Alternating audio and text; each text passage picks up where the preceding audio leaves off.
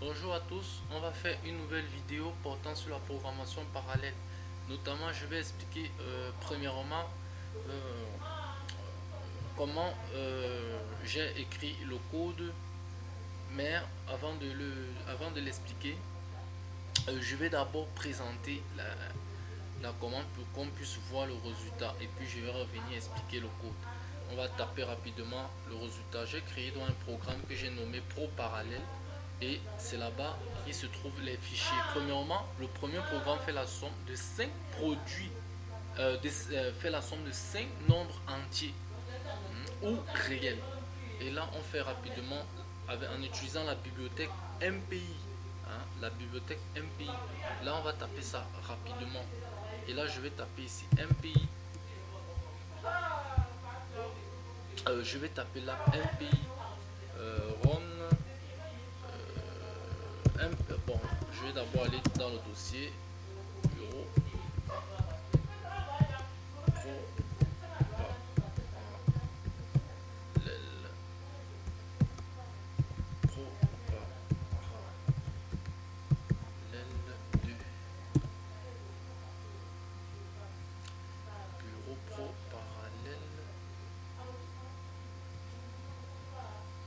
parallèle du.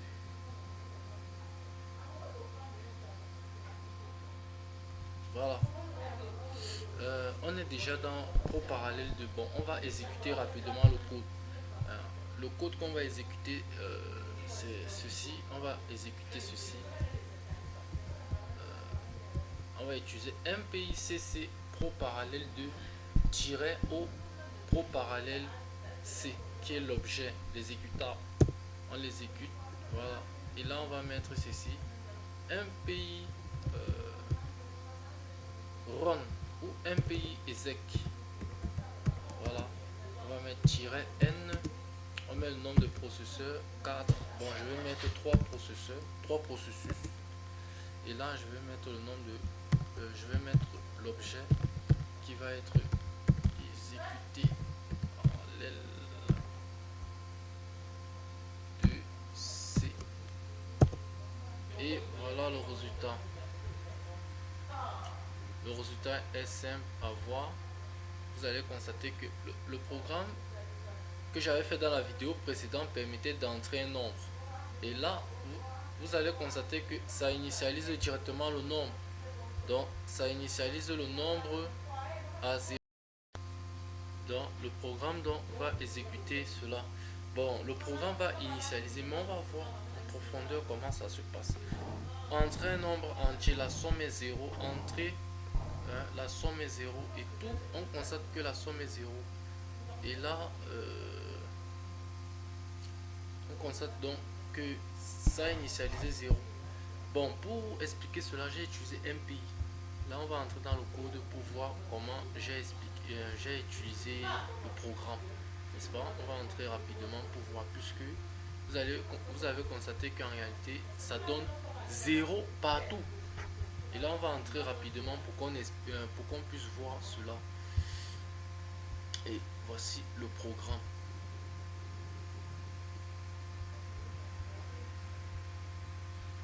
Bon.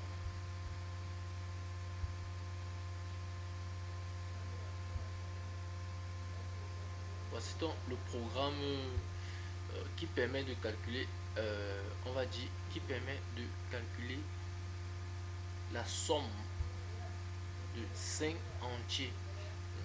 J'ai créé donc une fonction qui calcule la somme de 5 entiers. Vous allez constater ici. Donc on demande d'entrer le nombre. Et celui qui travaille en réalité c'est qui? C'est le processus. Donc en réalité, attendez, j'explique le code. J'explique comment se passe le code. J'ai créé une fonction que j'ai appelée addition. Et voici de quoi est construite la fonction. La fonction va seulement ajouter, ADD. Il ajoute donc des nombres là par l'entrée-sortie. Mais en réalité, on constate que le nombre à la fin ne sera pas calculé.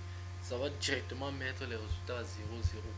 Tout cela, venons expliquer ici comment j'ai fait. J'ai ajouté, j'ai appelé la fonction dans le main. Le main, donc, c'est la fonction de base en C. en langage C. Donc, regardons donc ce qui s'est passé proprement. J'ai dit ici, j'ai initialisé hein, la bibliothèque MPI. Hein. Voici cela. Voici sa directive ici. Hein, sa directive de préprocesseur. J'ai initialisé donc la bibliothèque MPI. Et puis j'ai dit ceci. Si le rang est différent de 0, hein, si le rang est différent de 0, c'est-à-dire le rang de chaque processus, si c'est différent de 0, puisque le processus commence toujours à 0, ça veut donc dire que si c'est différent de 0, étant donné que j'ai utilisé dans mon code pour runner 3 processus, 3 processeurs, hein, puisque dans ce cas on considère que processus égale à processeur. Donc étant donné donc que j'ai utilisé 3 processus, 0 n'intervient pas dans la portion de ligne de code si hein, il n'intervient pas. Le processus 0 n'intervient pas. Les processus qui vont intervenir dans cette partie là, c'est le processus 1, c'est le processus 2 et c'est le processus 3. Vous voyez? Et le 0 n'intervient pas dans le processus 1 et le processus 2, puisqu'on a 3 processus et le processus commence à 0. Voilà. Donc le processus 1 et 2 vont intervenir dans cette portion de code. Et maintenant, le sinon. Voilà. Dans le sinon maintenant, vous voyez, c'est maintenant le 0 qui intervient dans cette portion-là. C'est le 0 qui va intervenir dans cette portion de code. Vous allez voir que le sinon maintenant, c'est le 0 qui intervient dans cette portion de code-là. Et c'est là qui fait la différence. Vous allez croire que le travail sera fait de manière séquentielle. Mais c'est juste une illusion. Le travail sera parallèle. Le si sinon, étant donné que les processus sont définis, les deux processus vont travailler de façon simultanée. Ils vont travailler de façon simultanée. Et maintenant, au moment du travail, puisque le travail sera fait de façon simultanée, et au moment du travail maintenant, voici ce qui va se passer. Les deux processus vont travailler. Et ici, là, nous pouvons visualiser cela. Hein. Nous avons ici un pays. Hein. Nous avons un pays receive. C'est-à-dire que dans la boucle, là, le processus, moi j'ai écrit dans le programme que le processus 1, hein, puisque je vais de 1 à n, dans le processus 1 à n, un nombre, le nombre de processus c'est 3, hein, quand j'ai exécuté. J'ai donc dit de 1 à 3, hein, voici ce qu'on aura, de 1 à 3. 1 plus petit que 3, donc pour la boucle là, de 1 à 3, voici ce qu'on aura. On va envoyer un message. Hein, qu'on appelle caractère. On envoie un message qu'on appelle caractère. Et le message qui sera envoyé va partir où l'initialisateur, ça sera le processus hein, Q, c'est-à-dire le processus Q. Et Q va de 1 à N, inférieur, strictement inférieur à N. Ça veut dire que le Q va aller de 1, il y aura 1 et il y aura 2. Ça veut dire qu'il y aura donc 2. Le processus 1 va envoyer. Hein, il envoie. Hein, il envoie si et seulement si les caractères, si et seulement si les arguments. Hein, si et seulement si les arguments de la fonction MPI receive sont identiques à celui qui va recevoir. Alors, au moment du travail parallèle, il va donc observer que ici là c'est bon, on peut recevoir, MPI peut recevoir. Mais qu'est-ce qui se passe? Ce qui se passe c'est que lorsque MPI lorsque le processus 1 va envoyer, les processus qui seront ici, il y aura 4 processus, il y aura 2 processus, comme j'ai utilisé 3. C'est-à-dire le processus 1 et le processus 0, le processus 2 qui seront en train de travailler ici. Et là, il peut arriver qu'il y a concurrence. Hein. Il peut arriver qu'il y a concurrence. C'est-à-dire, le processus 1 va envoyer le message Tandis que le processus, par exemple, 1 ici là sera en train d'exécuter aussi cette portion de code. Tandis que le processus 1 ici va envoyer un message. Hein? Or, cette portion de code, c'est le processus 0 qui travaille. Mais le processus 1 qui se trouve là va envoyer un message. Est-ce qu'on se comprend?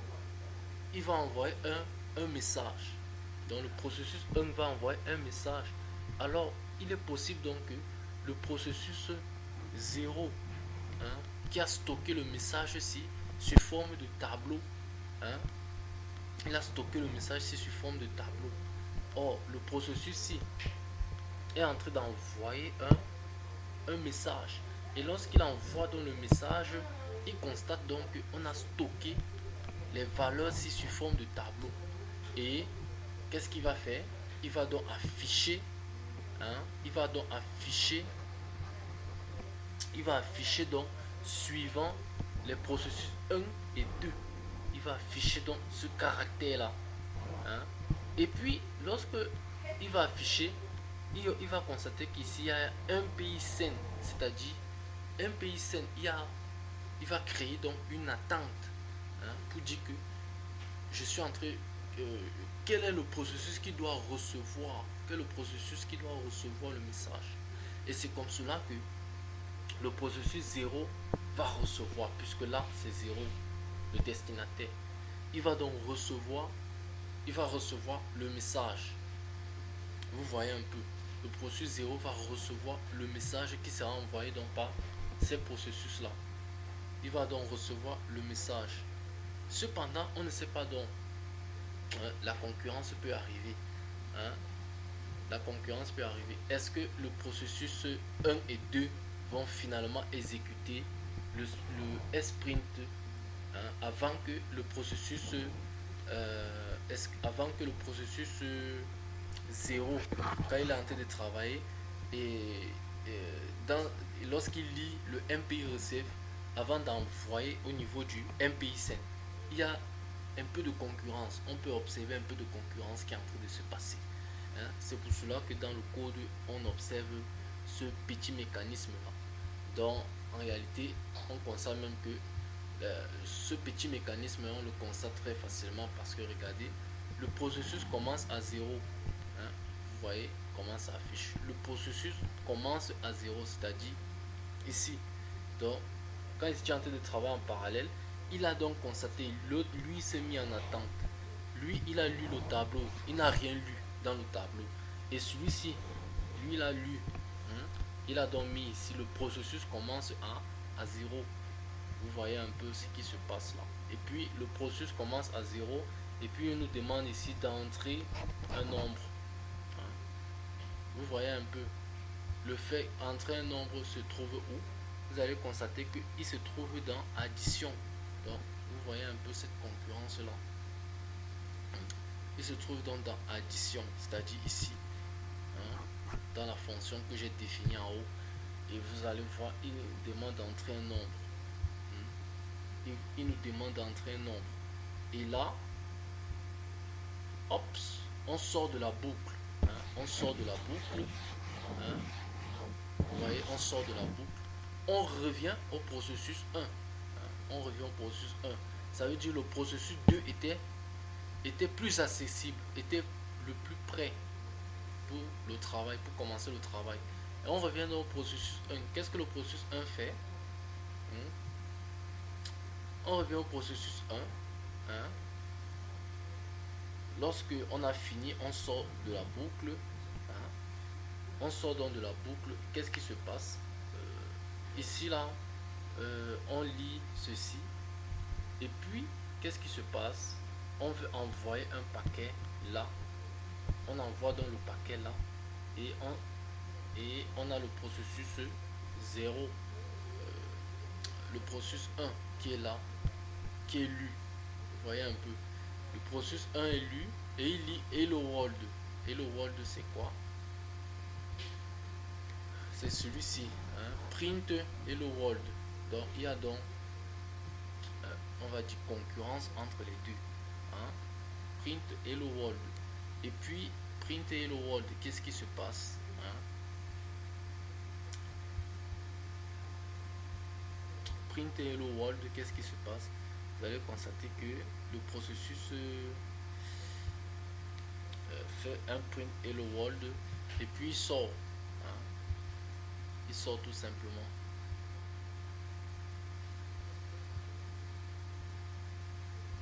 Il sort tout simplement de la boucle. Vous voyez un peu. Donc, il sort tout simplement de la boucle. Donc, je pense que l'explication de ce programme a été appréhendée, hein. Cependant, on va continuer avec beaucoup d'explications. On se voit à la prochaine vidéo.